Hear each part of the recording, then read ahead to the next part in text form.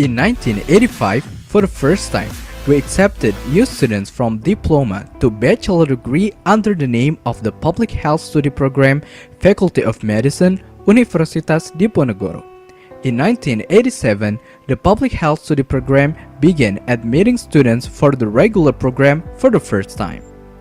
In 1993, the Public Health Study Program changed to the Faculty of Public Health based on the decree of the Minister of Education and Culture of the Republic of Indonesia, number 0369/0/1993, dated 21st November 1993.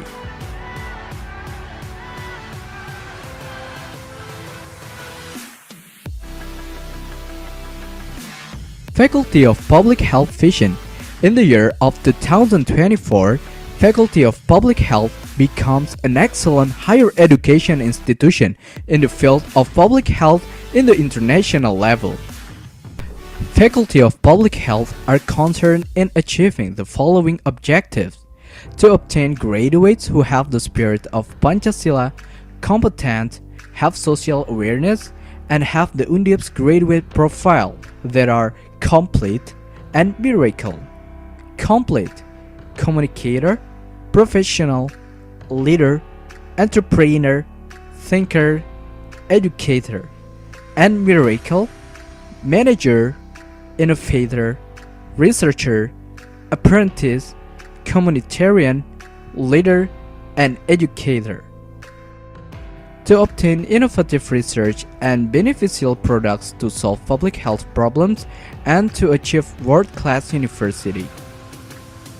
To obtain publications in reputable national and international journals, attainments in intellectual property rights that beneficial to the development of public health to support world-class university.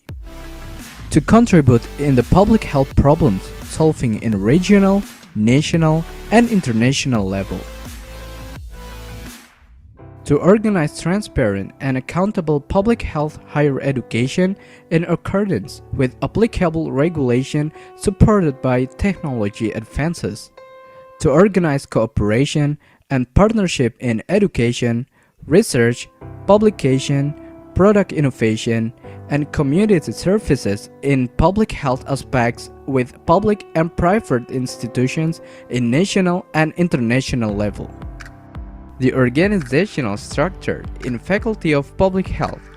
Faculty leaders: the Dean, the Vice Dean for Academic and Student Affairs, the Vice Dean for Resources. The study programs in Faculty of Public Health are Bachelor in Public Health, accredited as Excellent, Master in Public Health, accredited as Excellent, Master in Environmental Health, accredited as Excellent, Master in Health Promotion, accredited as Excellent, Doctor in Public Health, accredited as Excellent.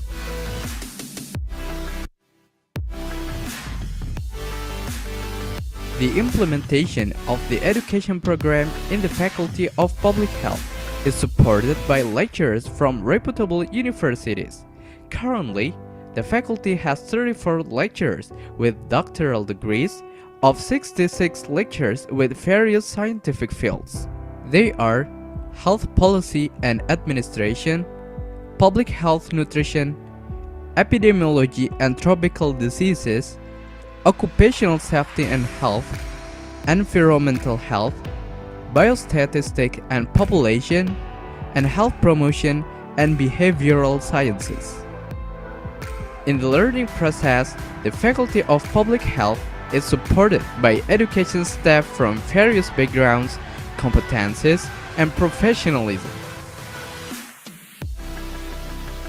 The buildings in Faculty of Public Health are Building A, the Dean Building with 2 stories, Building B, classrooms with 3 stories, Building C, lecturer's room with 2 stories and meeting rooms, Building D, secretariat room of graduate study programs, classrooms for graduate programs, computer laboratory, Public Health Laboratory, Unit Room of Faculty Supports, and Hall.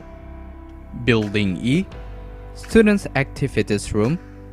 Building F, Student Activity Center, Praying Room, and Canteen.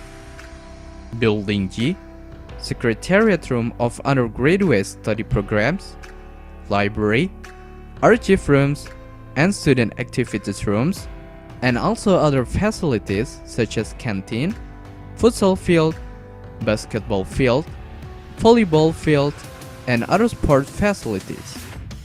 To support student learning process, the Faculty of Public Health has 6 laboratories: Basic Biomedicine Laboratory, Environmental Health Laboratory, Occupational Safety and Health Laboratory, Epidemiology and Entomology Laboratory, Public Health Nutrition Laboratory, and Audio-Visual Aids Laboratory.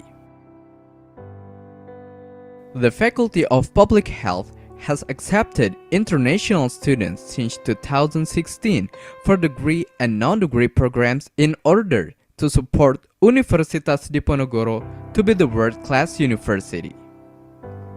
The non-degree programs, such as summer course program, internship program, joint research, and community services, are followed by students from many countries such as Taiwan, Netherlands, Australia, Germany, China, Pakistan, Sudan, Libya, USA, Malaysia, Vietnam, Cambodia, Nigeria, and many more. Other international programs to support world-class university are visiting professors from overseas universities, International Conference on Public Health for Tropical and Coastal Development, staff exchange, lecture joint research between universities and with international NGOs. Student activities, internship, partnership with villages related to maternal health, field study practices, outbound, community services, student units activities, Research Center of Faculty of Public Health, Research Center of Environment and Toxic Material, Research Center of Neglected Tropical Diseases, Research Center of Reproductive Health and HIV/AIDS, Research Center of Public Health Nutrition, Research Center of Health Policy.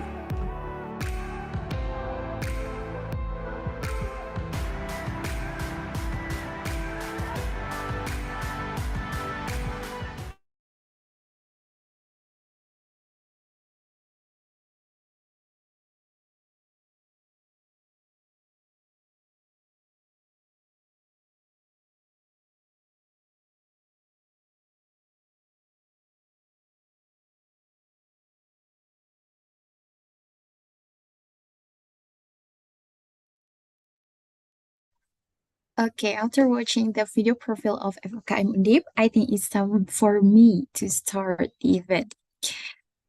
Okay, let me start the event. Assalamualaikum warahmatullahi wabarakatuh. The Honorable Dr. Yusniar Hanani Darindiati STP M.Kes, Chair of the Department of Environmental Health, and also the moderator of visiting lecture Significance of Environmental Health in Emergency and Disaster. The Honorable Dr. Surindar Kishen Dhesi, PhD, FCIEH, CENVH, SFHEA, the speaker of visiting lecture Significance of Environmental Health in Emergency and Disaster.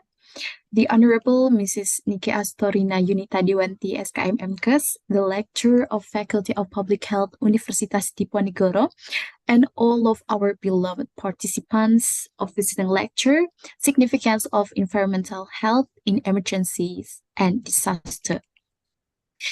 So, ladies and gentlemen, welcome to the visiting lecture, Significance of Environmental Health in Emergencies and Disaster.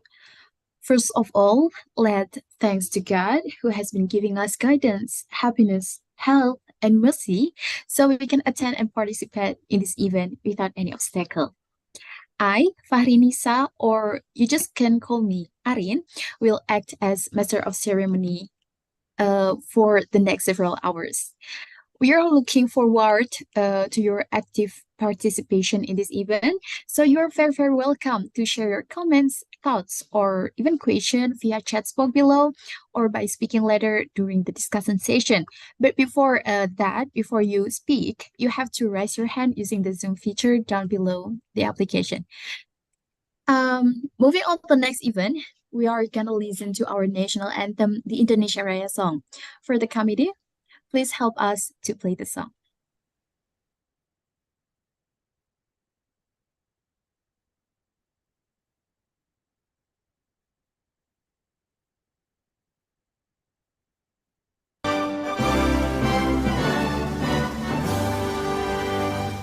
Indonesia tanah airku, tanah tumpah darahmu. Di sanalah aku berdiri, jadi pandu ibumu. Indonesia kebangsaanku, bangsa dan tanah airku. Marilah kita bersatu, Indonesia bersatu. Hiduplah tanahku, hiduplah negeriku, bangsaku, rakyatku semuanya. Bangunlah jiwanya, bangunlah badannya untuk Indonesia Raya. Indonesia Raya merdeka, merdeka, tanahku, negeriku yang ku cinta.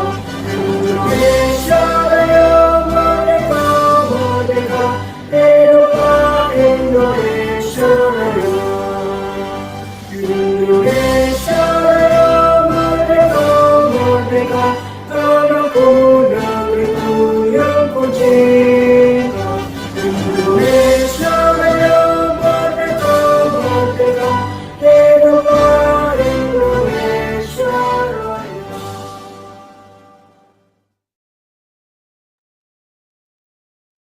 All right, ladies and gentlemen, it's better for us to start every single thing with prayer. So before we start our event today, let's pray together based on your own religion. Pray begins.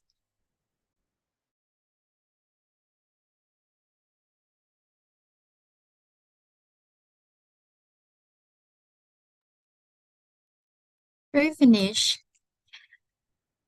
Before we move into the next event, let's turn on your camera so we can see our occasion together.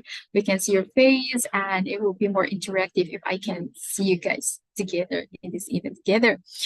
After after pray, it's time for me to move into this main event.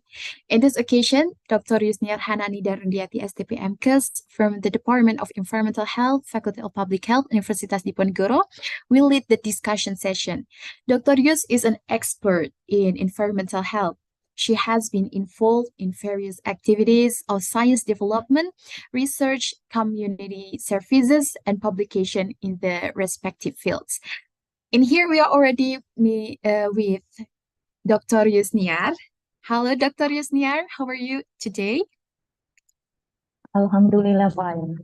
Thank you, Arin. Alhamdulillah. And in here we are already with Dr. Surindar as well from Birmingham University, right?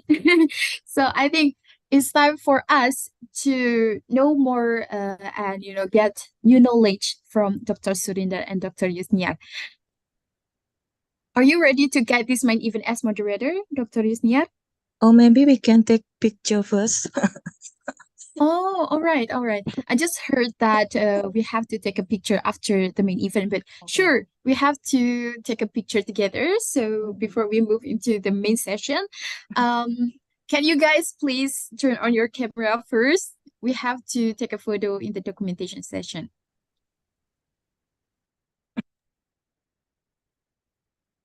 Okay, let's go, guys. Please turn on your camera.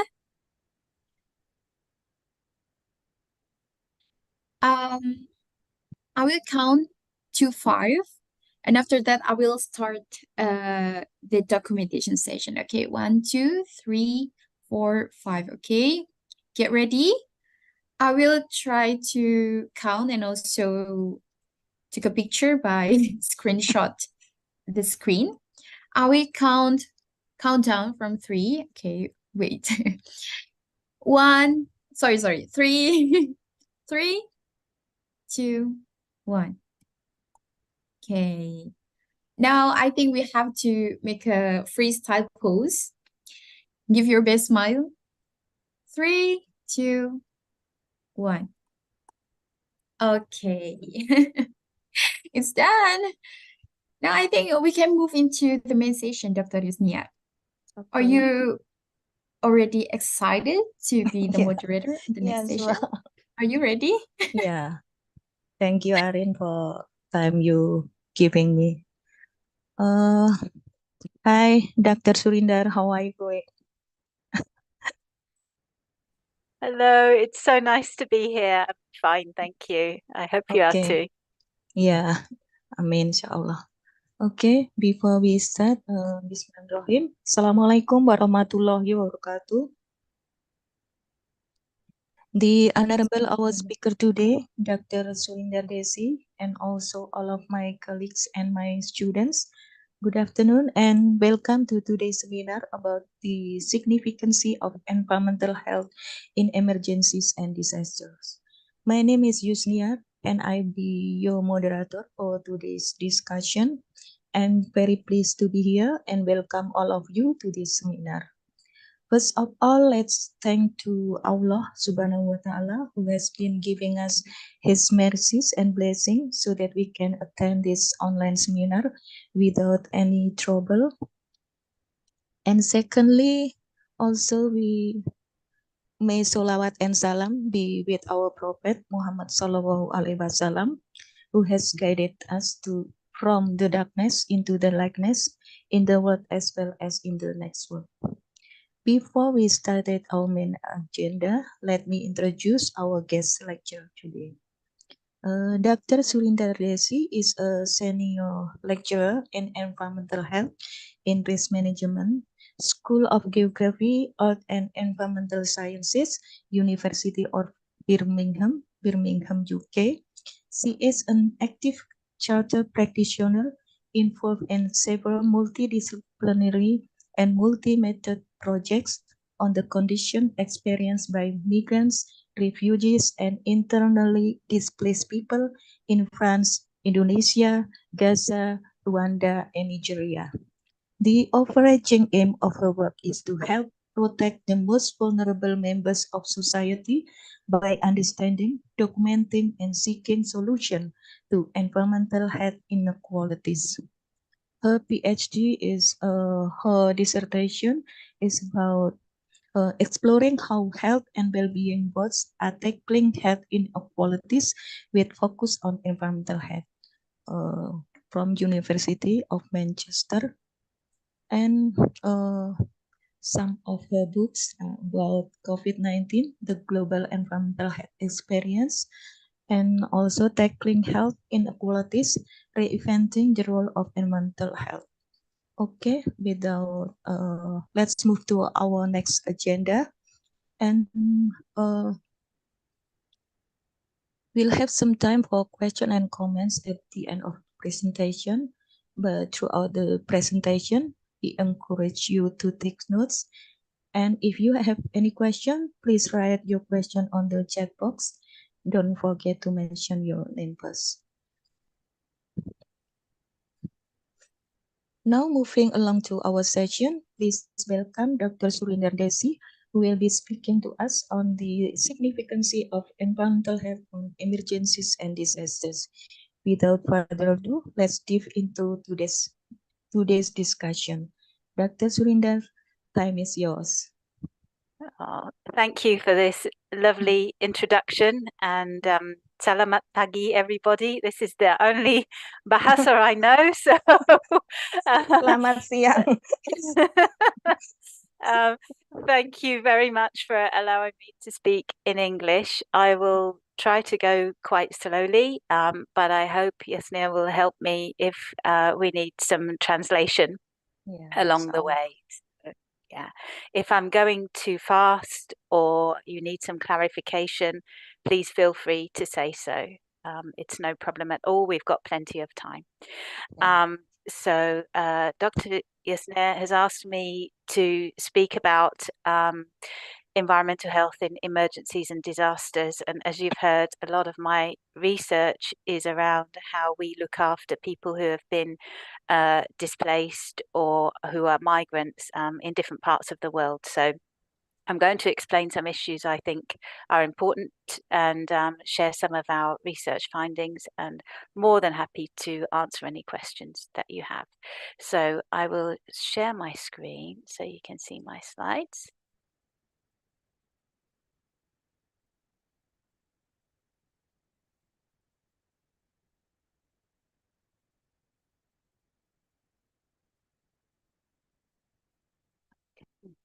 Can you see this okay? Yeah. Great. Okay, great. Okay. Right. So yes, I work at the University of Birmingham in the UK. This is our skyline, this is our clock tower, and I really hope that some of you might come to visit Birmingham at some point. Inshallah. So I certainly love visiting Indonesia, and I was at the University of DIponegoro just a couple of months ago, and it's one of my very favorite places in the world. So yeah, I hope you come and see me as well. Right, here we are.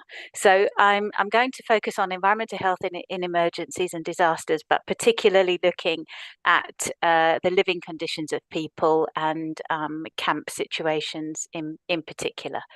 And this is my plan for our time together. So I'm going to talk about, just quite briefly, the reasons why people become displaced or want to move, sometimes have to move. We'll then think about the types of camps and shelters that people find themselves using. We'll discuss the SFHEA humanitarian standards around WASH, which is water and sanitation and hygiene. We'll consider briefly the difference between sort of short-term and long-term responses and what can happen in the gap between these two different responses. We'll think about the importance of community engagement, so the difference between top-down interventions and those that are more bottom-up. And we'll consider how communication works in public health emergency situations, and then I'll go through an example of public health scenario in a camp using COVID, because that's very recent and you're all very familiar with how COVID works. So that's my plan. I hope it's okay with you. We'll see how we go. So to start off, we need to sort of have some understanding about the reasons for displacement. So this is the list of common. Yeah. We haven't moved. We just in the first page. Oh, it hasn't. Okay, let me try again. Okay. Can you see this now? This is the second page. Yeah, let's see if it works. Okay. If not, okay. And has it moved again? Not yet. No. Okay, this is a bit strange. All right. So can you see this? And it's not as pretty, but maybe. Yes. Yeah. So, okay, you can see my slides on the side, but I think it's not too much of a problem. At least you can see, if I move the slides, you can see that. Is that, yeah? Yeah. Okay. Thank you. Let me know if it goes a bit wrong somehow. I don't know what happened there. Right. Okay. So these are the reasons that we're seeing for displacement in different parts of the world, and I'm sure that you can think of plenty of examples of these. We're seeing an example of conflict at the moment in the Middle East with colleagues in Gaza having a very difficult time. Where there's parts of the world where certain groups are being persecuted and feeling that they need to leave. There's areas where there's political turbulence. So, for example, in northern Nigeria, where one of my PhD students is focusing her research. The political turbulence has meant that a lot of people have had to leave their homes in the north and move down to the cities in central and south Nigeria. Then we have natural disasters. So this will be familiar to you in Indonesia with your location on the Ring of Fire. And one of the projects I was involved in was in Palu, where there was that awful earthquake and tsunami a few years ago. So I'll discuss some of our findings around what happened in the response there. And increasingly, we are seeing people moving as a result of climate change and for economic reasons. So with climate change, we're seeing people finding it increasingly difficult to make a living if it's difficult to grow crops, for example, or water sources that are drying up, and we're seeing desertification. And with economic migration, in my personal view, although certainly in the UK, we have a kind of strict policy line between people who are refugees for very difficult reasons and economic migrants. Actually, in reality, in my view, the line there is more grey, because if you're finding it very difficult to survive and feed your family, then it's less of a choice and more of a necessity to move. But when we look in the policy terms, there is a difference in how economic migrants are seen. So lots of reasons for displacement. Some of them mean that people can stay in their own countries but are just pushed within the countries. So that's what we're tending to see in Nigeria.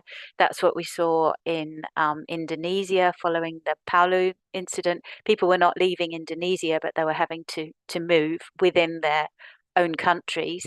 But then we're also seeing situations where people are feeling that they have to leave their country.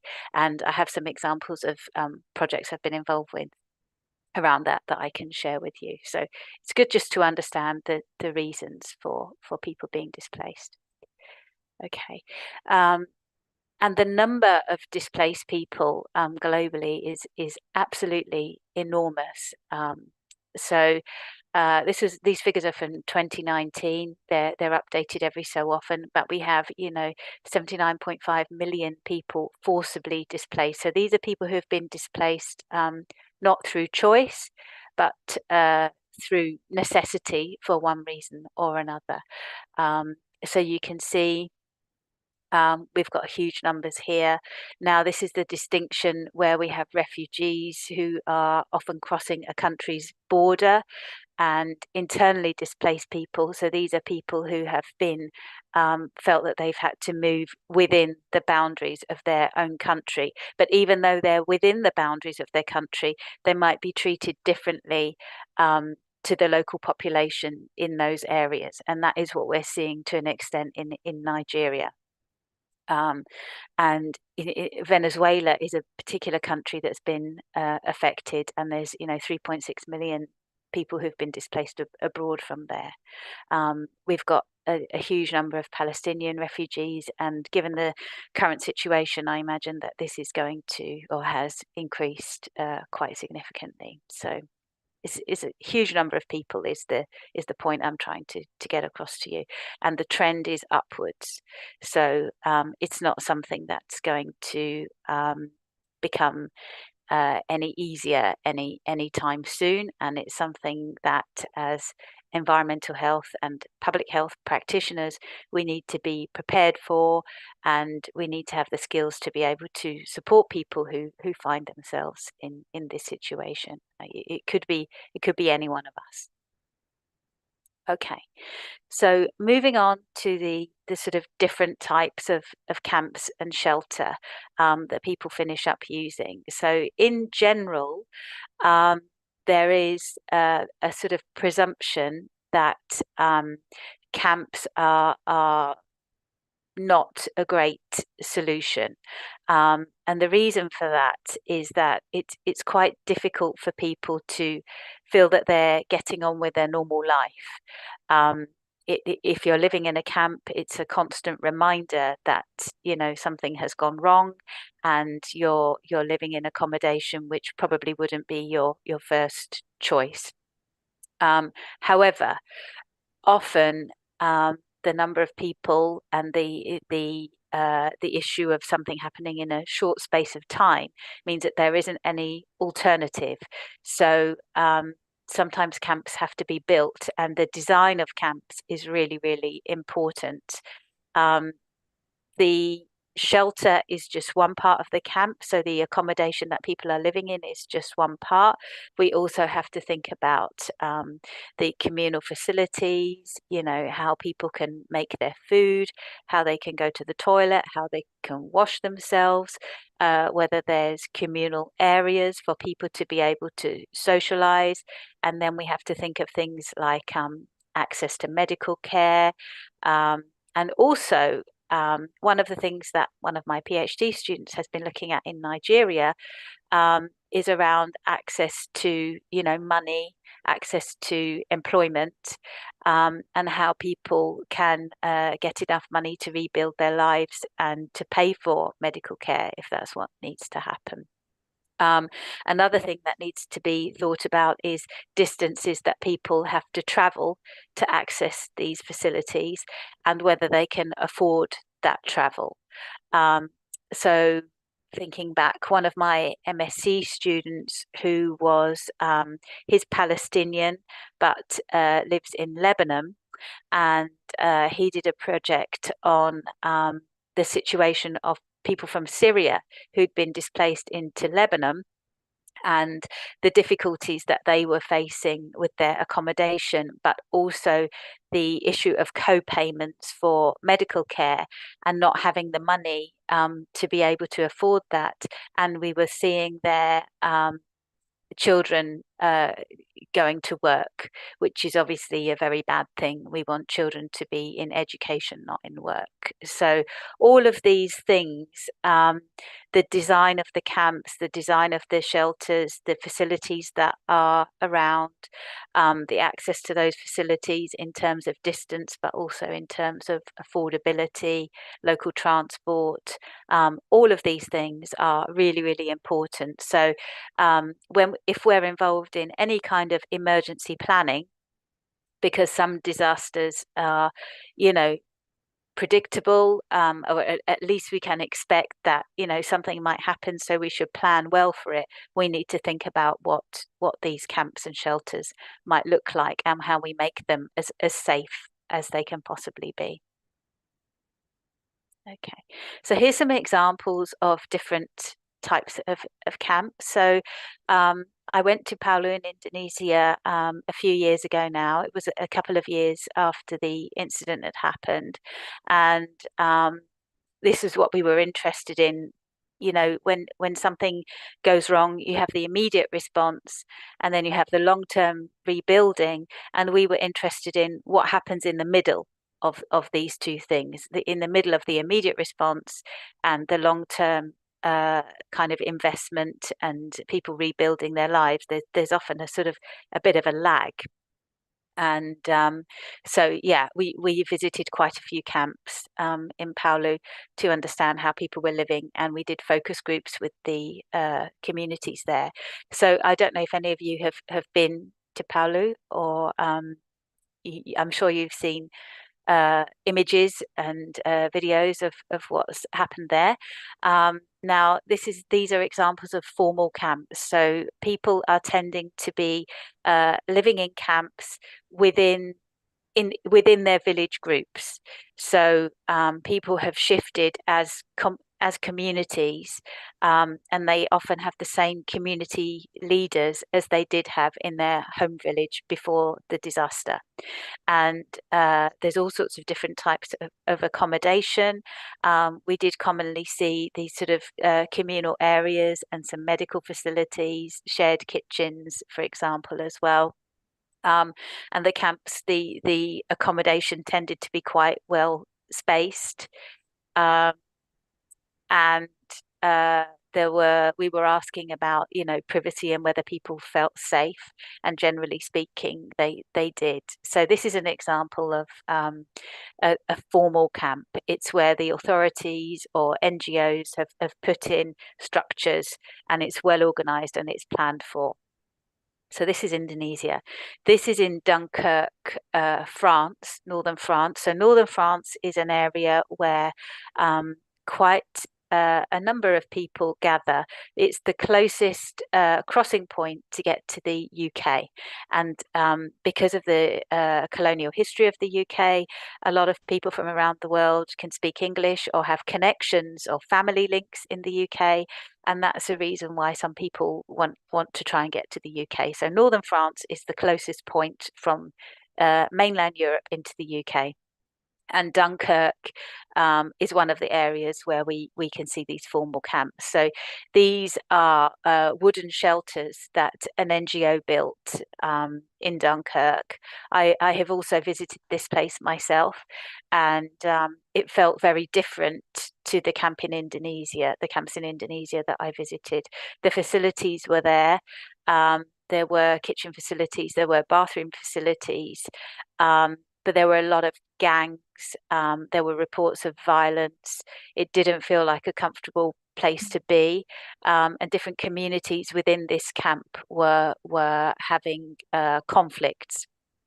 Whereas in Indonesia, I think nothing is perfect, of course, but because people had tended to stick within their village communities, people knew each other, they supported each other, and the conflicts didn't seem to be so prevalent, and they were, all Indonesian people. Whereas in these camps, these are groups from all over the world, different cultures, different backgrounds, different languages, different practices. So it requires a lot of adjustment and respect to live comfortably like this. So even though these are two different examples of formal camps, my experience of visiting them is very, very different. And I felt actually quite uneasy in Dunkirk, and it's certainly not somewhere that I would have wanted to be at night time. Whereas in Indonesia, yes, some of the camps, the situations were more difficult, obviously not the same as living in your own home, but I never, ever felt unsafe. So that's an example of a formal camp. Now, we do often see informal camps as well.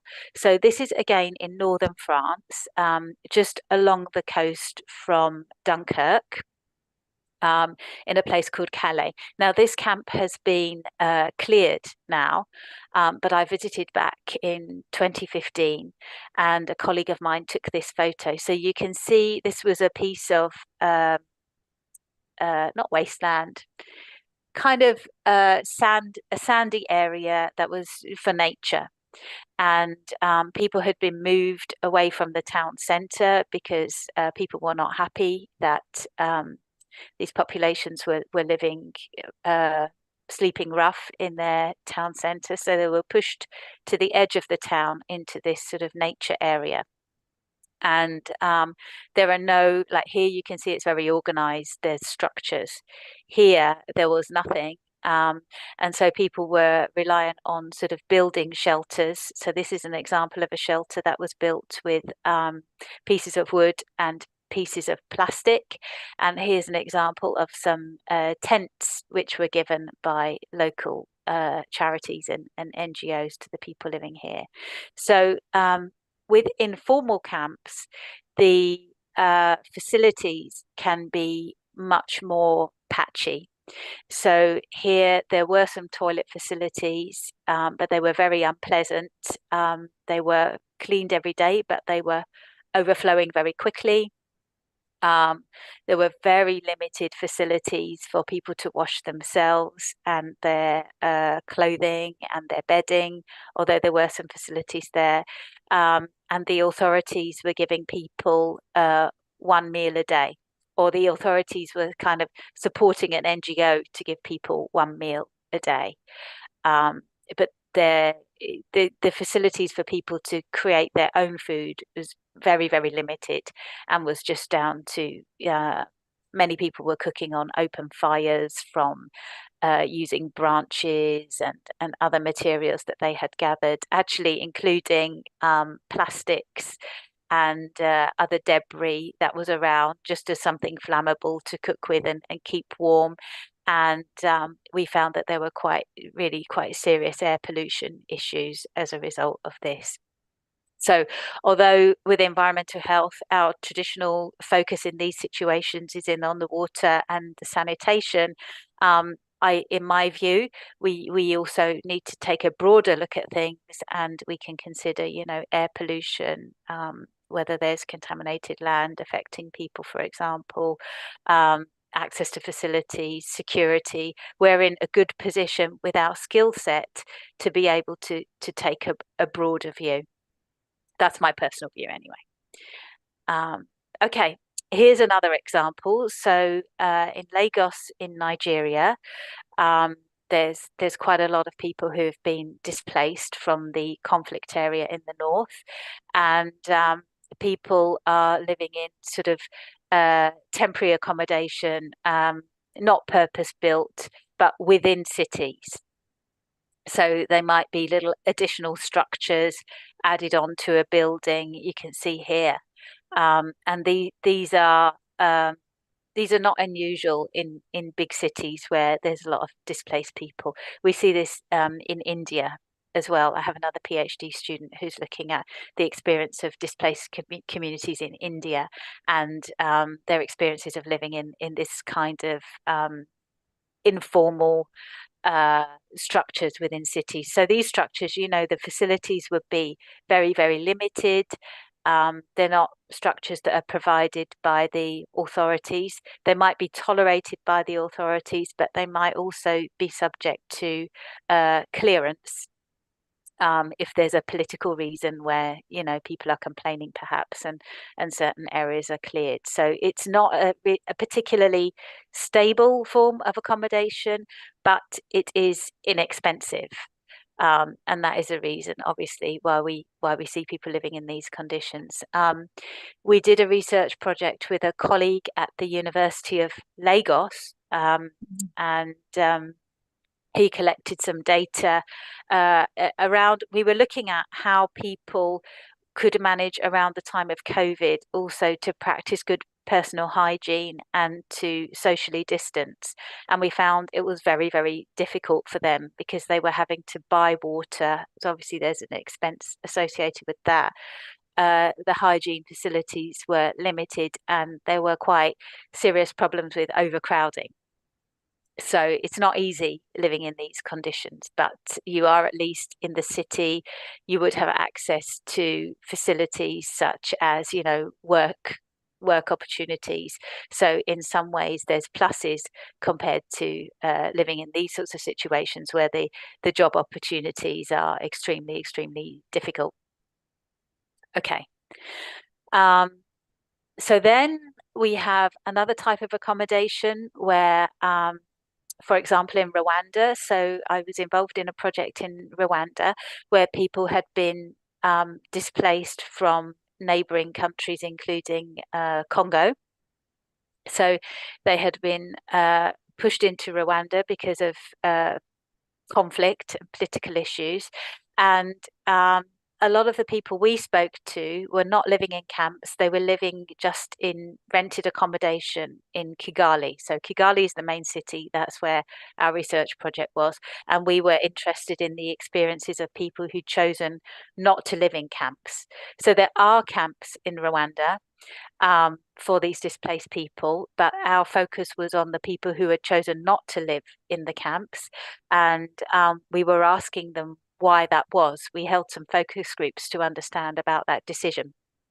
And people, often with children, they were saying that, it's easy for children to fall into bad company in the camp situation, and that the parents felt they didn't have such good control on how they were being kept safe and being brought up. So that was one big reason why people were choosing not to live in camps. Another reason was the sort of stigma of camp life and just wanting to feel that, you know, they were leading some kind of normal life and able to rebuild and to get on with things. But one thing we did find is that when people were originally displaced, they had a certain amount of money, and so they might rent some quite spacious accommodation. But if they didn't find employment quite quickly, the money starts to run out, and then they finish up. They have to move into smaller and smaller accommodation, and then you start to see issues of overcrowding. And obviously, from a public health point of view, that's a concerning thing. So this is just another example of how displaced and displaced people and refugees and migrants live. Okay, so here's some examples from the UK. We have seen the government, because we have quite a lot of people claiming asylum in the UK. Compared to other countries, actually, it's not a lot, but the public here perceive it as a lot, and the government have been very slow in processing these claims. So there's a very big backlog of people waiting for decisions on their asylum claims. So the government have been putting people in hotels, but that is becoming very expensive.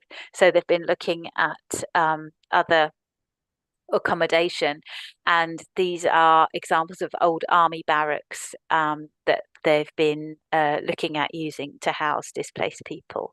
So that, you know, these would be a number of beds, for example, all lined up in here that were previously used for military personnel. So that's another solution that some countries are looking at. And this is, I just added this just last night. Now this is a very, very divisive and topical issue currently in the UK. So because we have this large public expense with the hotel accommodation, because there's such a backlog of claims because they haven't been dealt with quickly enough, the government is trying to save money and is looking at all sorts of different accommodation.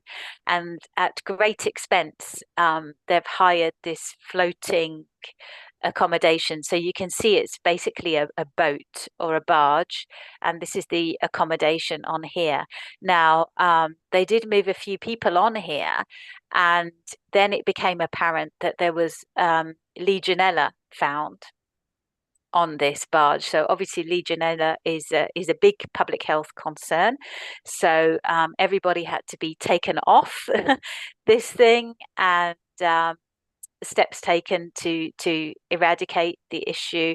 And now there's a big debate because some people are being moved back on it, and there's an argument about how fair it is to keep people on this sort of accommodation and whether it amounts to really being in a prison when people haven't done anything wrong. So there's a layer of politics involved with how refugees and displaced people are dealt with and accommodated, and that can be reflected in the kind of accommodation that's made available and the sort of freedoms that people have. So in a lot of countries, while people are they're having their claims processed, a lot of people are not allowed to work, and that obviously really restricts the income that they can have and their ability to move on with their lives. So that's just a little bit of background there. Okay, so moving on, we have the SFHEA humanitarian standards. I don't know, Yusniar, would your students have heard of these before? Would your students know about these SFHEA standards? I'm not sure. Not yet. No? Okay. So I'll explain them in a bit more detail. So the SFHEA standards are internationally agreed standards, and they are adhered to by many international NGOs in the world, and their website is really good, and you can download them for free. So it's a really good resource if you're interested in emergency response. This is a fantastic resource, and I would really encourage you to have a look around on this website. So I wanted to highlight some of the overarching principles. I'm just going to check the chat that I'm not missing anything. Okay, right. So yeah, I wanted to highlight these overarching principles because there's a really, perhaps you might expect that the main focus is on WASH, water and sanitation, but in terms of principles, it's really pushes us to think about actually how are we providing that, how are people being treated, making sure that the community is at the center of things, and that we're not just having a very top-down approach. So we start off with having really clear, transparent, and understandable information. So this means that people are very clear on, what's happening, why it's happening, that we're not kind of hiding things, that if we don't know the answers, we're clear about that, and that the information is provided in a format that people can understand. So that might be the language they can understand. Obviously, some people can't read and write. So if they can't read and write, it needs to be communicated to them in a way that's easy for them to understand what's going on, obviously taking into account that they will be very stressed. So this is really important that we communicate very well, and we'll talk about communication in a little bit more detail as we go on. Our next overarching principle is around human dignity.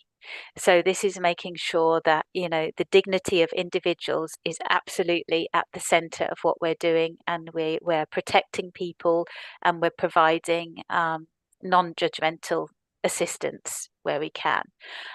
So human dignity is super important, and I'm very glad that it's put centrally in these overarching principles. The next one is community engagement. So we'll talk a little bit about this later on as well. And this is, I did see this in Paulu, where we held the focus groups with community leaders, and where we saw that the community leaders had a very strong voice. The communities were happier and had the facilities that they needed. So the community engagement is really important, and trust building between people providing the facilities. So whether that's an NGO, whether it's local government, whoever it is, there needs to be a trust building and understanding between the community and the providers of services, because sometimes the provider of services might think that one thing is very important, but the community actually think that another thing is very important. So I remember, as an example, when I visited the camps in northern France, I was really, really focused on, access to toilet and shower facilities. And actually, when I was speaking to people, their biggest concerns were hunger, mobile phone credit, so that they could ring their families. That hadn't occurred to me really as a public health issue, but for them, it was psychologically very, very important. And people were also asking for toothbrushes and toothpaste, and female sanitary products. So that I had thought of, but I hadn't considered that mobile phone credit would be, perhaps more important than toilet facilities to a lot of people. That hadn't occurred to me. So it's very, very important to understand the priorities of the communities and not assume that you know what they want. And this was at the time of COVID, so there was a big focus on COVID, but there was a worry also that COVID was kind of overshadowing all of the other needs. So, there's lots and lots of other needs of displaced people.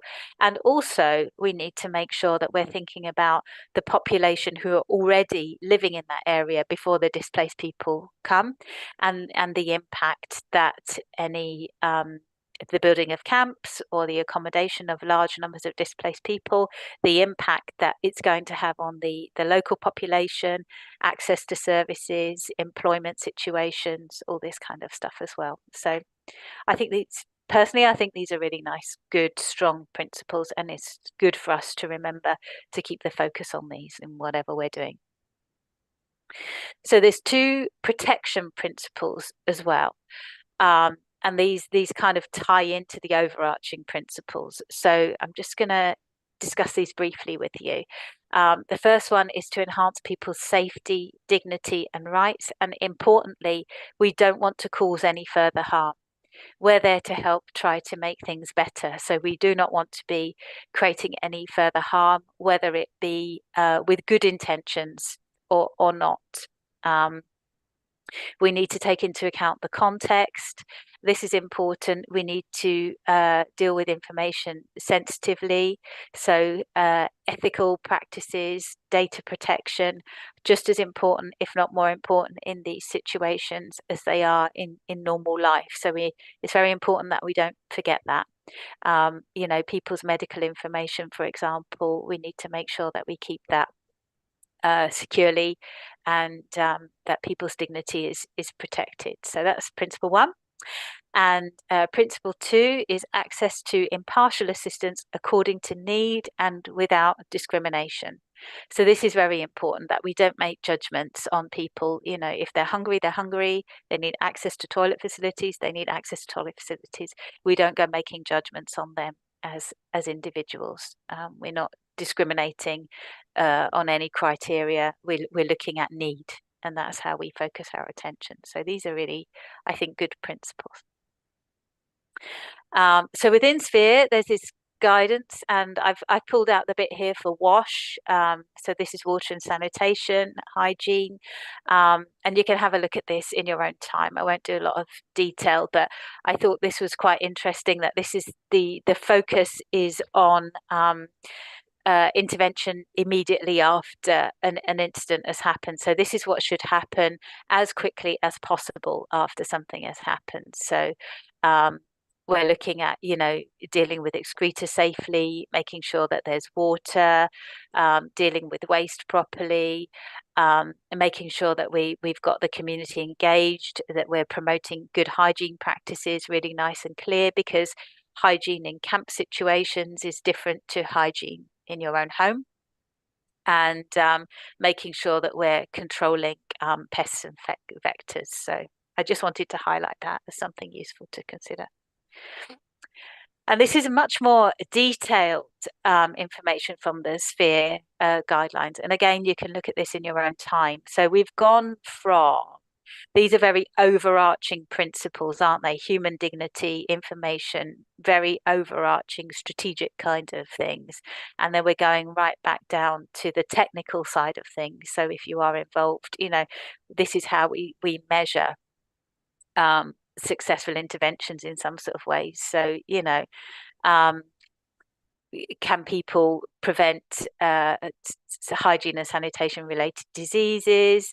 Can people, do they know when they're supposed to be washing their hands? Can they wash their hands properly? Can people store their drinking water safely, for example? Are there proper arrangements for dealing with incontinence and waste properly? So this is all really good, useful, technical kind of guidance that we can use for making sure that things are safe on the ground. And this is, I find it really useful, actually. So when we did the project in Calais in northern France, we calculated how many people were using the toilet facilities, for example, and we were able to look at those against these SFHEA standards and say, this is not adequate. So this really gives us a good steer, is there soap and water for people to wash their hands, for example?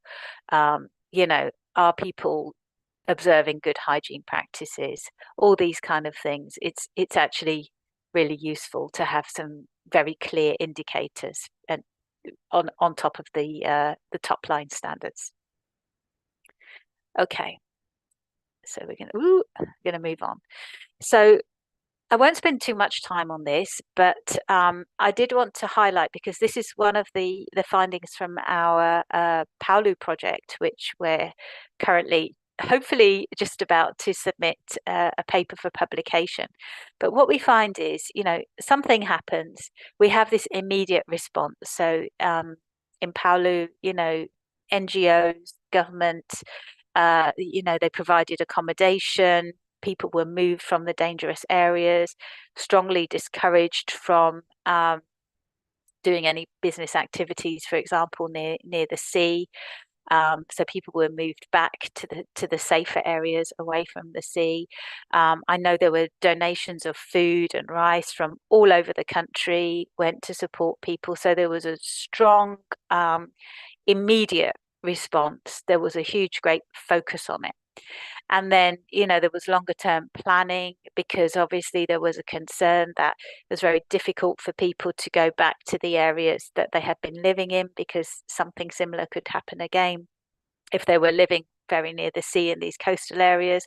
But then we often see issues around, if your family business and your family skill is in fishing, for example, and you can't be near the sea anymore, then that's very difficult. You have to develop new skills. You need to develop some new ideas about how you're going to earn a living.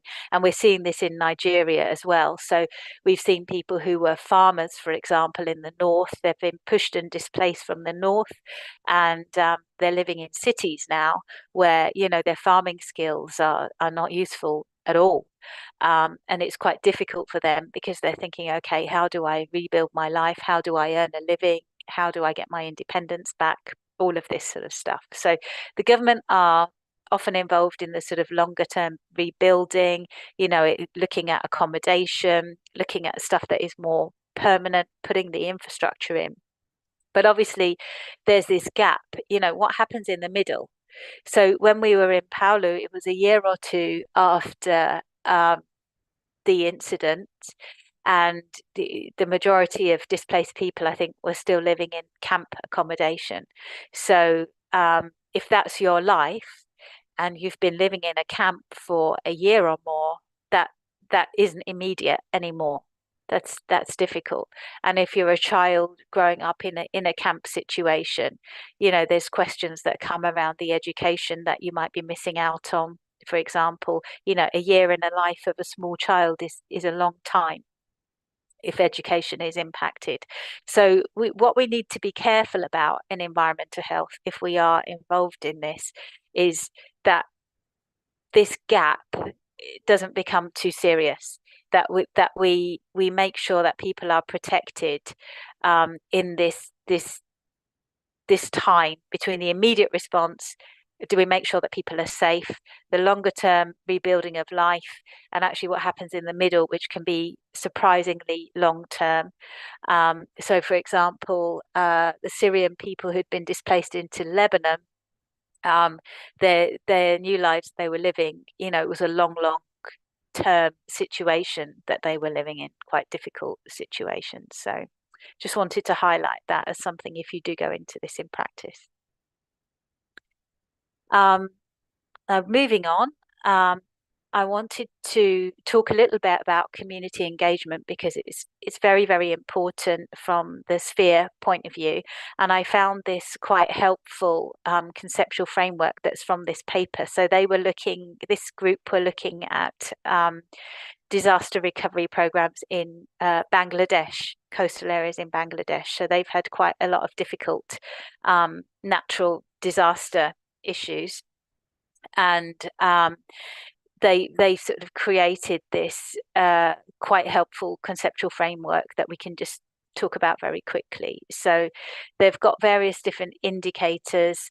What I quite liked is that they were highlighting the need for flexibility, that things change over time. We need to be responsive to that. What works in January might not work in July.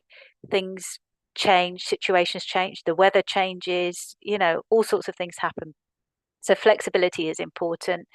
Decentralization is important. So this is where we make sure that we really involve people on the ground and make sure that the decisions that are being made are relevant to local communities. And here we've got, community participation in decision making, in implementation of decisions. Very important where there's benefits, that the benefits are shared, and that the evaluation involves the community. So, for example, if authorities come in and they say, okay, we think this is what's needed, we're going to make this happen, and we're going to measure success on whether we've put enough toilets in or whatever it is. Now, as I was talking about in France, it might be that the priorities of the community are something a little bit different. So it is important that they're involved in all of these things, and this just shows that there's different types of participation, and it's really important to make sure that it's meaningful. It's not just a situation where an authority has a clear idea of what they want to do, and they're just looking really to, on paper, have something that's supporting. It's very important that the consultation is meaningful, and that if the community say, no, this is not our priority, this other thing is our priority, that something happens as a result, and we are flexible about it. So I quite like this. It's quite a helpful way of making sure that we are thinking about things, and I quite like the way that they unpick the different forms of participation. So if you're interested in this, it's I've put the reference in so you can have a little look up yourselves. Quick drink. Right. So I thought I'd focus on communication for a little bit, because this is a really important part of public health, environmental health. And especially if we have disaster situations where something has gone wrong, we need to think about how we communicate around risk and how we make sure that we manage that communication very clearly. So these are kind of 6 pointers that I would really recommend if you're involved in any kind of public health communication that you think about and you plan for. So we can start with by thinking, what is the message that we're trying to get out there, and why is this the message? So really making sure that we're very, very clear on what it is that we're trying to communicate and what the reasons for that are. Are we trying to inform people so they can make their own choices? Are we trying to encourage behavior change? Are we trying to restrict something? What is it that we're trying to do and why? So then we're thinking about, okay, who are we aiming at here? Who's our target audience? Is it everybody? Is it the parents of young children? Is it older people? Is it sexually active people who are concerned about something? Who's the audience? Because that really impacts on how we try and get the message across, and we'll talk about the medium in a little bit. So we do need to think about, okay, what's the message? Why are we trying to get this across? Who's our audience? Who are we aiming at here? How are we best going to reach them? So we can think then about who should be communicating the message. So it's important that it's someone with the right authority. And that doesn't just mean someone with the right job title. It means someone who's respected and who's trusted. So you really need to know your communities to realize who's the right person here. Different communities will have different people to be the right person. But the trust element is really, really important. So depending on who you're trying to reach, you will be able to, if you're closely interacting with the community, you'll be able to pick up, like, okay, who's the right person to get this message across? If you're trying to, reach older people, is there a community group? Is there a leader of this group? Is there someone who's providing a service who's very trusted? And then you might ask them to help communicate the message.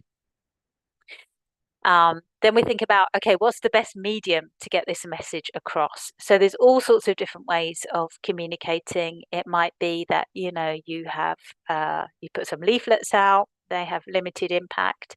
It might be that you have individuals going and speaking to people. You might use social media. You know, that you might put up big posters. There's all sorts of different ways of trying to communicate, and there's pluses and minuses with all of these. So, for example, social media can be very quick, can be very cheap. They're the pluses, but on the downside, you can find that, you know, older people tend not to engage so much with social media. So if you're trying to target older people, then it might not be the best way to reach them. And you can also find that rumors and misinformation can become an issue much more easily. So we need to think quite carefully. And also budgets are important. So, you know, big posters, television, advertisements, this sort of thing, very expensive. So moving on, this is all about getting the message out. So us putting the message out there, but obviously we need to think about, okay, has the message been received by the right people, and are they paying attention to it? So we need some double check in here. We can keep throwing something out there, but if we don't know that people have received that message and understood it, then, you know, we could be wasting our time. So we need to make sure that we evaluate, that there's some kind of evaluation built in, that we can understand, okay, did the right people receive my message, and, you know, are they acting on it? They're kind of two different things. So receiving a message and then doing something about it are not the same thing at all. So when you think of your evaluation, you do need to think quite carefully about what it is that you're looking for. Okay. So, oh, excuse me.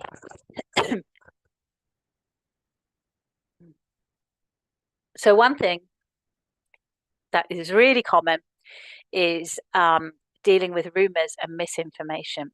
And I've put some examples in here from the World Health Organization around COVID. So some of these might be familiar to you.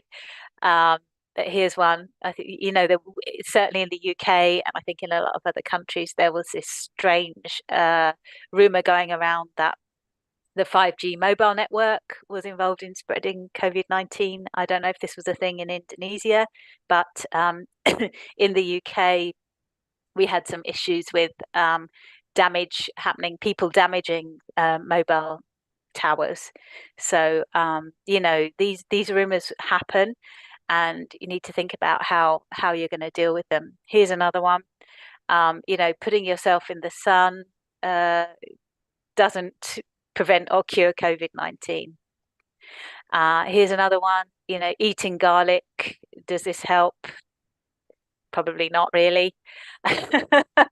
So these were really common rumors that were swirling around, and it's very important, if you're involved in public and environmental health communications, that you're close to the communities and you pick up when these are occurring, because you need to then make a judgment on, okay, is this something that's going to cause harm, or is it just a bit of silliness that is not going to cause harm and I can ignore it? Obviously, these sorts of things, they can cause harm.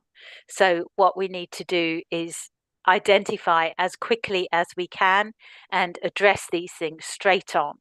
So not allowing them to grow and grow and spread and spread. It's very important that we pick up on rumors and misinformation. Okay. Sorry, give me a second.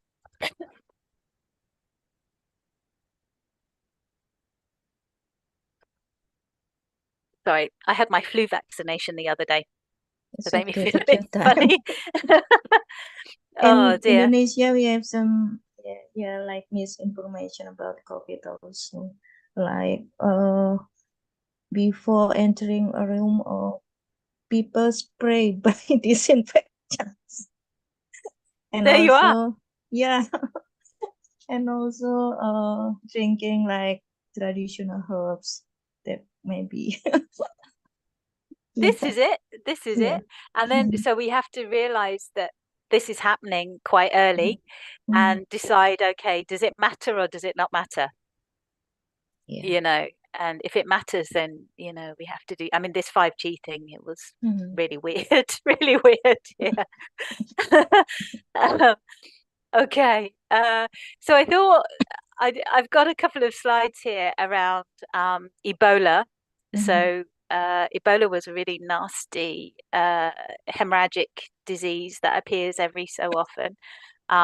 And there was I thought I'd show you, you know, different ways of communicating that happened around an Ebola outbreak a little while ago. So if you're involved in communication, it's quite useful to think about things that work well and things that might not work so well. So this is an example of a World Health Organization poster that was put up at airports.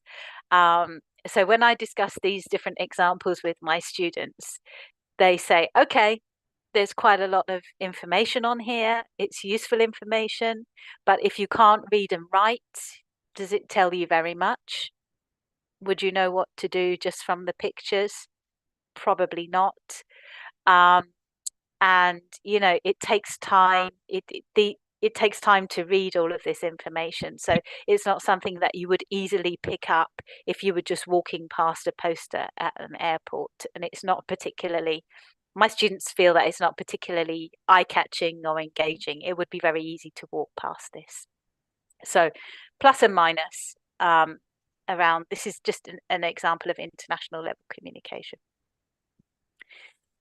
So this is a national level communication around Ebola. So at least here we have people that look like the people who are affected in that area.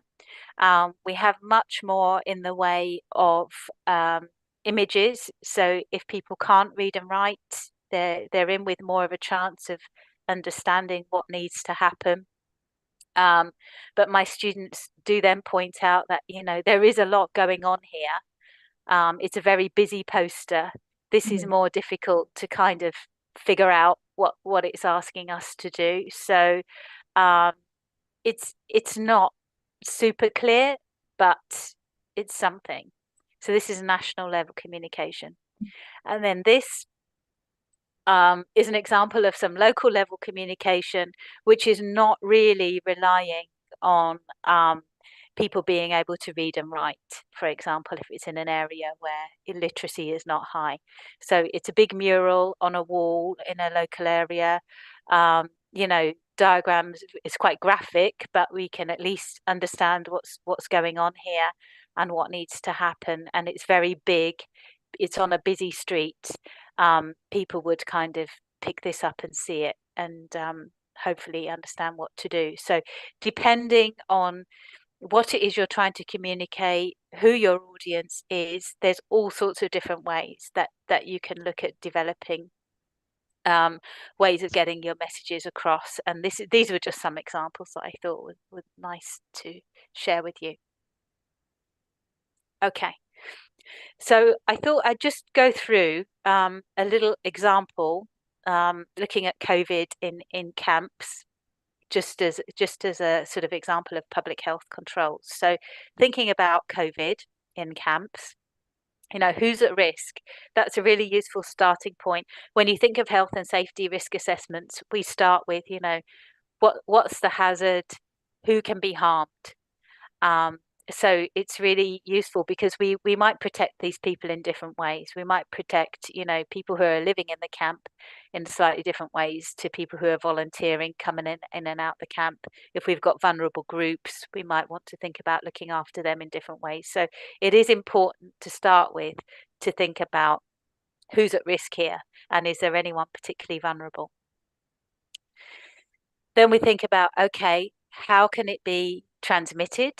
Obviously, airborne was the big concern, but understanding what we're dealing with is important.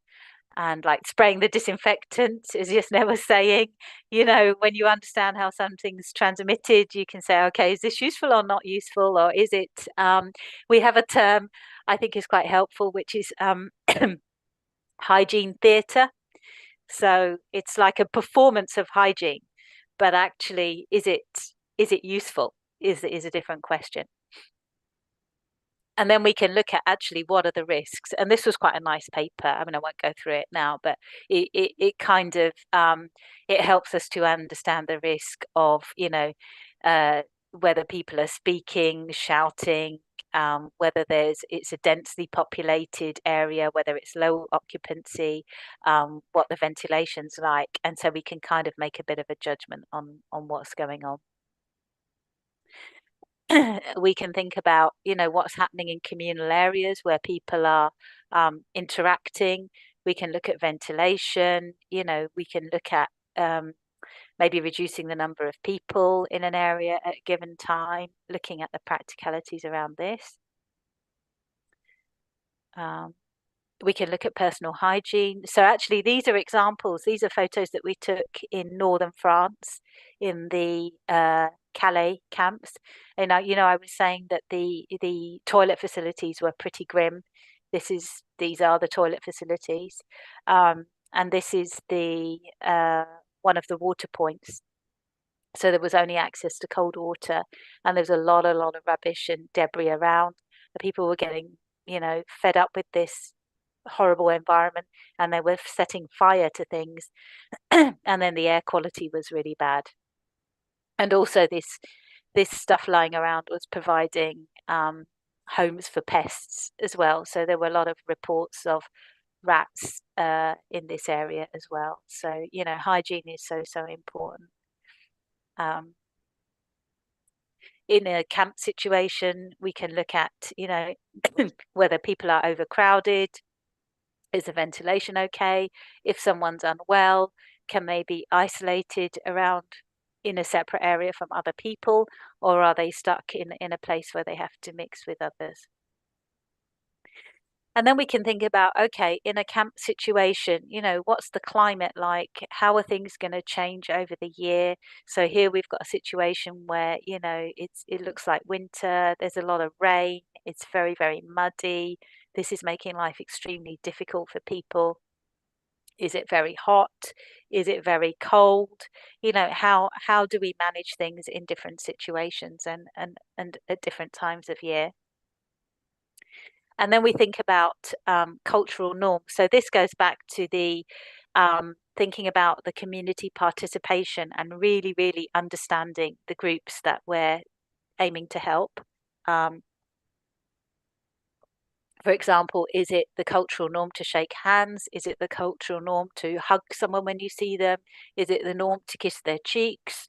You know, how do we change this? So, for example, in the UK, we saw a discouragement from handshaking and encouragement to bump elbows, for example, or, you know, not touch each other at all. But it's very difficult, actually, to change people's behaviours, especially if it's something that you've grown up with all your life. It's very hard to change this. And then, you know, life goes on. So in COVID times, you can't expect people not to get married. You can't expect people not to gather for prayers, for example. Or, you know, weddings happen, funerals happen, births happen. You know, life goes on. You can't press a pause button on, you know, life happening. So you have to think about, you know, how are we going to manage this, and how do we manage it in a compassionate way? So in the UK, there are a lot of restrictions on the number of people that could attend funerals, for example, and that has caused a lot of upset. Even now, people are very upset. I mean, one of my closest friends lost his mum, and there wasn't room for me to go to the funeral, you know, and that still makes me very sad and him very sad. And that's just one example. So we have to think about, if we're putting restrictions on people, you know, what are the other impacts? We might be dealing with COVID, but we might be causing a lot of other impacts. And actually, one of my master's students did a fabulous project last year, looking at the impact of COVID restrictions on students who were from very rural areas, and they had moved to urban areas to study. And then the COVID lockdown had happened, and they were finding themselves stuck in these urban areas and finding it very claustrophobic. And then they started getting mental health problems. And then they started going where they shouldn't be just to get some space. And then they were worried about being criminalized. So, you know, that none of them were, but they were scared. So we're starting now to see the impact, the mental health impacts of all these restrictions to deal with the physical side. So I think there's lessons for us as a public health community to really think of issues in the round. You know, it's the easy option is just to focus on the physical issue, but actually there's lots of other issues in the round where we could be having quite a severe negative impact. So there's a balance. So thinking about the practicalities, you know, who's trusted for the messaging? Where do the responsibilities lie? Are we speaking to the right people? The person who's might have the right job title in practice might not be the person that everybody trusts, can be different. How will things be funded? Are there barriers? Are there political barriers? Do we have important people on side, or will there be undermining of the work that we're trying to do? And again, we need to think of the short and long-term solutions. So we might do something very abrupt, maybe quite severe in the short term, but we need to think about the longer term impacts of that as well, and how we ease things as well. So, you know, you can put in all these restrictions, but there needs to be a plan for how you lift them safely as well. So just a summary, you know, things are changing very fast. When we talk about, you know, disasters, emergency situations, the conditions that people find themselves in vary hugely. You know, they might be living in kind of classic accommodation, they might be living on a boat, you know, they might be in a tent. Things happen, there's physical impacts, there's mental health impacts, but there's some good guidance out there to help us, particularly the SFHEA standards. There's other stuff around, but I think the SFHEA is a really good starting point. And we need to really, really make sure that we take into account, you know, the situations, the preferences, the priorities of the displaced people, but also the host communities that displaced people are living in. So these are the kind of highlights. So that's the end of my presentation. This is my email address if anybody wants to get in touch. I'm on Twitter. I'm not very active on Twitter, but that's my Twitter handle. And yeah, it's been a real honor speaking to you. I hope that this was interesting, maybe useful to you at some point, and more than happy to answer any questions anybody has. Yeah, thank you very much for your insightful presentation. I haven't seen any question yet. Wake up, please. Okay. Has anybody here visited any camps, or have you? Our disaster response team, we faced in Lombok disaster, earthquake disaster, but in Palu we also send disaster response team, but there's only medical official. Yeah. So, you know, medical side is really important as well. It's really important. But our side can get a bit lost sometimes, and it's very important that we make sure that our expertise is listened to, I think. Because we can prevent hopefully some of the medical stuff being needed. You know? Yeah, but we are being ignored by the government. Yeah, I know it's very hard. It's very hard. And another thing that's very hard is for us to measure our success because success for us is nothing happening, isn't Yeah. it? So, you know, it's not like if you're a doctor, you can say, okay, I did this number of operations, or, you know, for us, success is no accidents, no one Yeah. getting sick, Yeah. you know, and it's hard to measure. No outbreak. Yeah, yeah, exactly. Yeah. I will speak in bahasa Indonesia.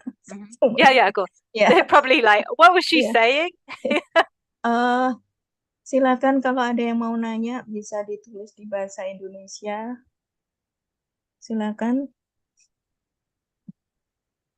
Arin mungkin bisa dibantu teman-temannya.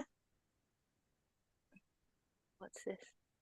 We have sexual harassment. Oh yeah, Yes. This is a very good question. It's a really good question. Yes, it's a serious problem. I didn't want to show you too much, but when I went to the Dunkirk camp, where, you know, with the wooden cabins, there were holes in the shower doors and the toilet doors of the ladies' facilities. And when I spoke to ladies there, they were saying, we are too scared to use these facilities at night. We never go by ourselves in the day. At night, no way. And they were asking for like nappies, grown-up nappies, because they didn't want to use these facilities. It's a very, very serious issue. Thank you for raising it. In Palu, we did ask people whether they felt safe and secure, and whether there were some issues that people were mentioning around privacy, and, you know, areas where you could get changed, feel comfortable, relax. And that isn't so easy when there's sort of a lot of emphasis on shared areas, or where the accommodation. So if your whole family is living in quite a small tent, there it's not easy to have the privacy that you need there. So yeah, I'm really, really glad you raised this. It's very, very important issue. And one other downside we sometimes see is that people are, you know, maybe a rape or something horrific happens. People are scared to report it because their status in a country is not secure. So they don't want to bring attention to themselves. So they're too scared to report it. And sometimes when bad things happen and it is reported, the authorities might not take it so serious. So that's a really, really good question. Thank you for asking it. Okay. Any other question, please? You may click raise hand buttons.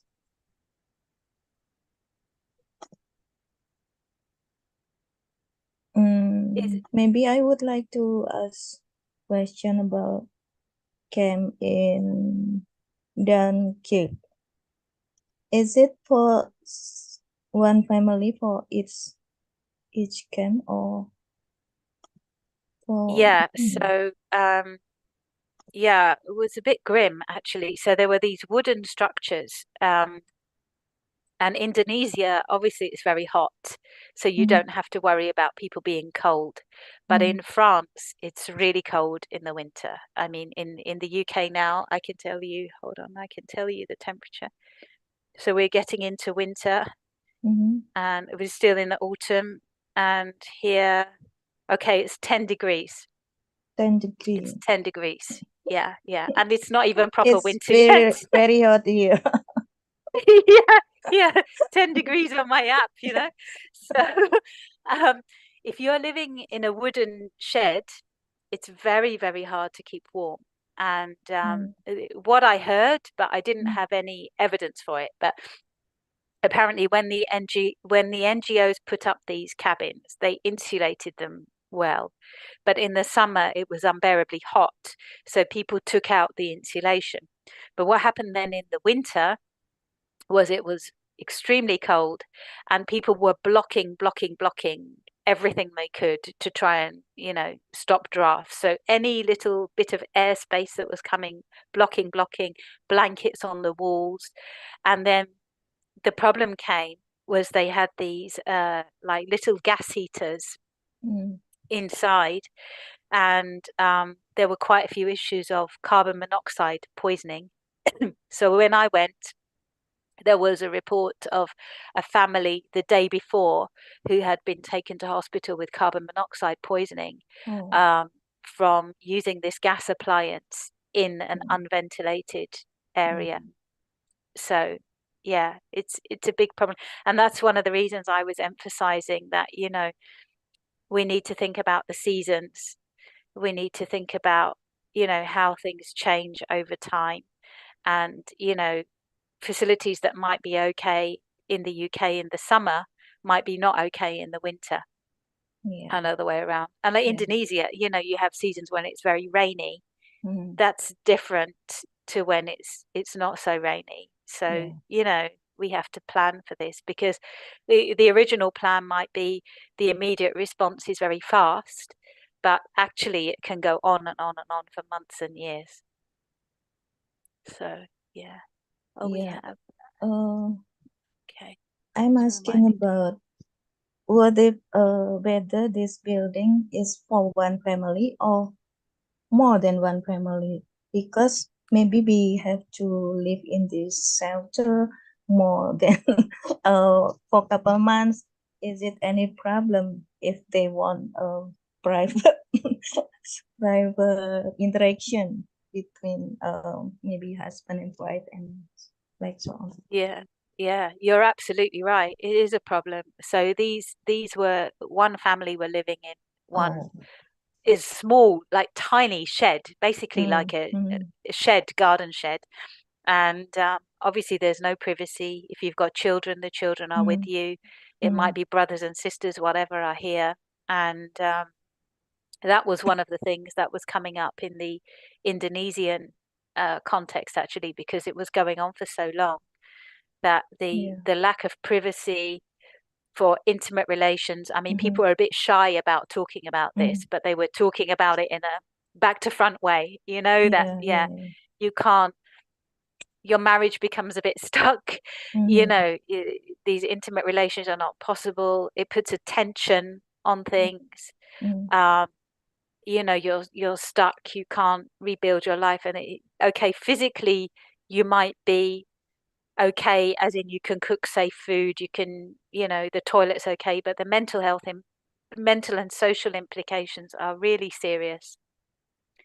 And I don't think that that's been enough of a priority, to be very honest, in most of these responses, you know. Yeah, because also as well, it's important to have time away from each other, you know. You know, I remember when COVID came, and you know, the university said to us, you need to work from home. And my husband, he's a psychiatrist, doctor. And I was thinking, I love you so much, but I really hope you don't have to work from home as well, because this is not going to be good for either of us. And he came home, I said, oh, what's the situation? He said, I've chosen that I'm going to work. So he refused to work from home. He said, I need to see my patient. He refused. And in my secret heart, I was relieved, because I thought, if the two of us are like 24/7 together, it's going to be horrible, even though we love each other. You know? Maybe you could consider to make children. Maybe create some more stress. I don't know. So yeah, these things need thinking about. It's true. It's true. Oke, teman-teman mungkin ada yang mau nanya, silakan. Arin mungkin. They're shy. Arin, ada pertanyaan? Kalau nggak ada, ya Not yet. diada-adain. Tolong diada-adain. Aduh. Ya, buat teman-teman yang lain mungkin boleh bertanya, Bu. Saya pikirkan dulu.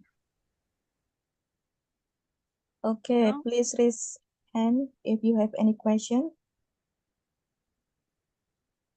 No, I mean, it's been an absolute pleasure, and you have my details. You know, if anybody's a bit shy but they want to get in touch afterwards, it's really fine, Okay, and it's no problem at all. yeah. And if anybody has any, Maybe they are very impressed with you. I doubt So it. forget I doubt to ask it. question. Doubt it. I hope they understood what I was saying. But yeah, I mean, it's so nice to be invited. It's lovely to see you, and yeah, hope to see you soon. Okay. I only hope that I could visit you in Birmingham soon. I hope so. I hope Yeah. so. Come in the summer. Come in the summer, not when it's 10 degrees. Yeah. But we Okay. need cool environment temperature because we are very hot here. Too hot. 34 around 33. Oh, that's very hot. Yeah, that's Yeah. very hot. Somewhere in the middle would be nice. Yeah. Okay. Okay. Thank Ya, you so Arin, much. ada pertanyaan? Nggak ada? Teman-teman yang lain silakan.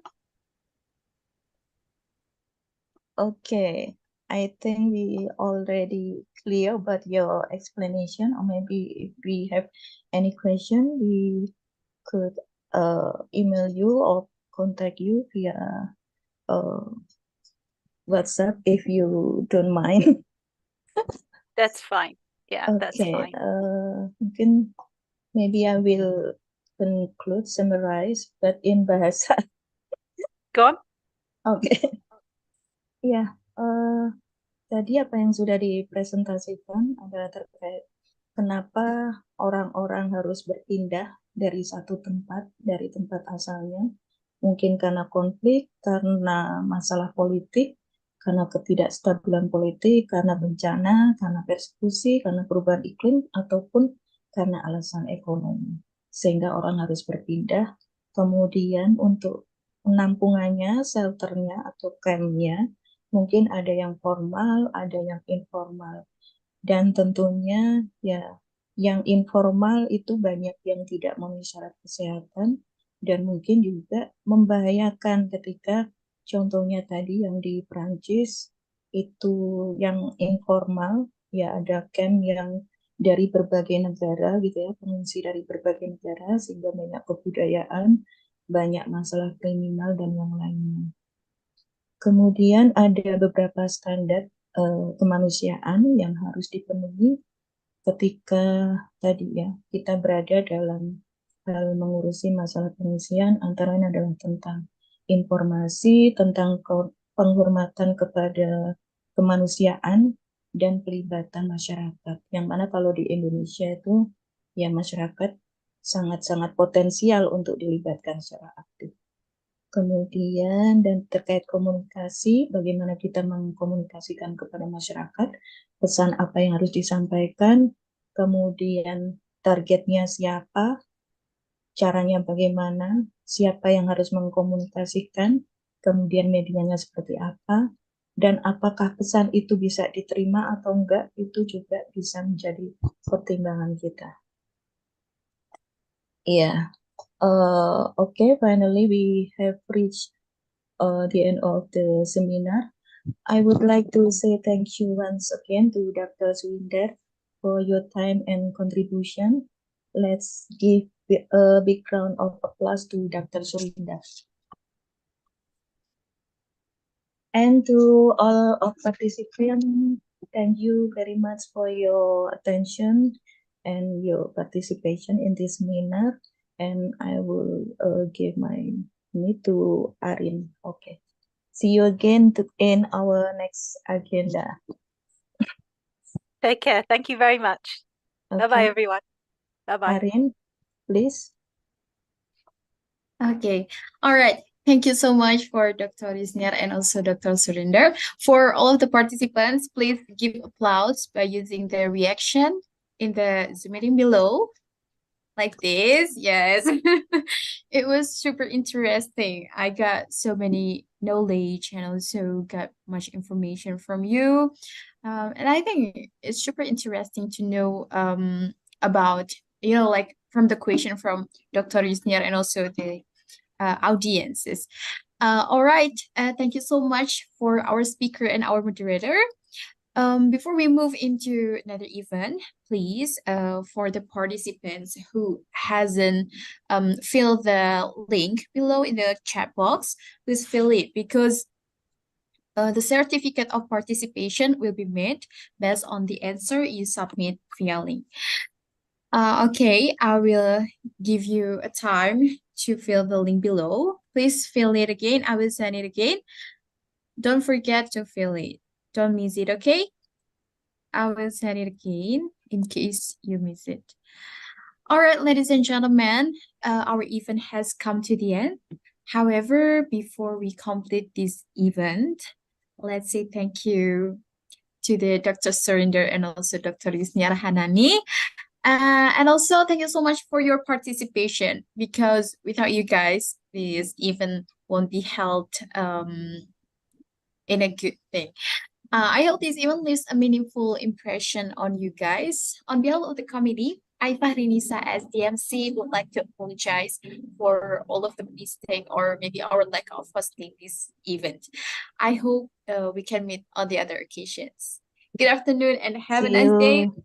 Wassalamualaikum warahmatullahi wabarakatuh. See you. Waalaikumsalam warahmatullahi wabarakatuh. Thank you, Bye-bye. Dr. Surindar. See you. Thank you so much. Yeah. Take care. Bye-bye. Bye-bye. Ya, Bye. bye-bye. Makasih Arin. Makasih Mbak Niki. Terima kasih juga Ibu. Ibu. Mohon maaf Makasih kalau semuanya. belum maksimal. Ya, izin live ya.